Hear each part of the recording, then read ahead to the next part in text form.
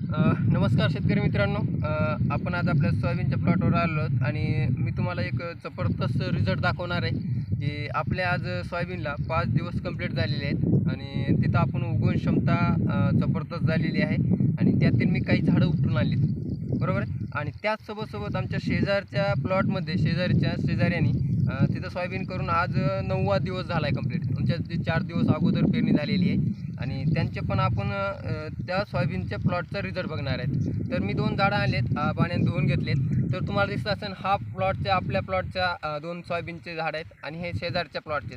तुम्हाला हाईटमध्ये दिसत असतील सोयाबीनच्या शेजारच्या प्लॉटमध्ये थोडेसे हाईट जास्त आहे. त्याचा अर्थ काय की हे 2-3 दिवसांनी अगोदर पेरणी झालेली आहेत, बरोबर आहे. पण काही झाडं त्याचे पण आपण दोन्हीमध्ये तुलनात्मक बघू शकता.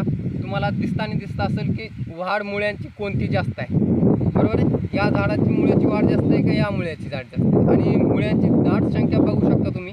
इथं किती दाट संख्या बघा, पांढऱ्या मुळ्यांची दाट संख्या झाली आहे. आणि इथं पहा छोट्या मुळ्या आहेत ह्या दाट.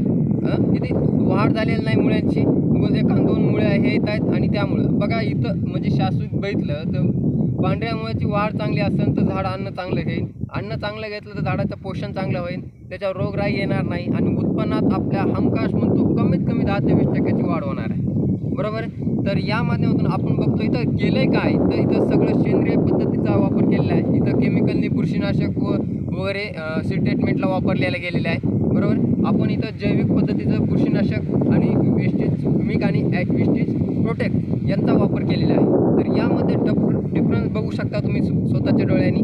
तर या माध्यमातून सेंद्रिय शेतीचा फायदा काय, तर आपण याचा 100% फायदा घेऊ शकता. अनेक शेतकऱ्यांना माझं एवढीच विनंती आहे की आपण केमिकलऐवजी सेंद्रियकडे वळा, जमिनीचं आरोग्य जोपा आणि आपल्या उत्पन्नामध्ये वाढ करून घ्या. कोणाचं मार्गदर्शनाची गरज असेल किंवा तुम्हाला मार्गदर्शन करायला आवडेल, जरूर संपर्क करू शकता. धन्यवाद.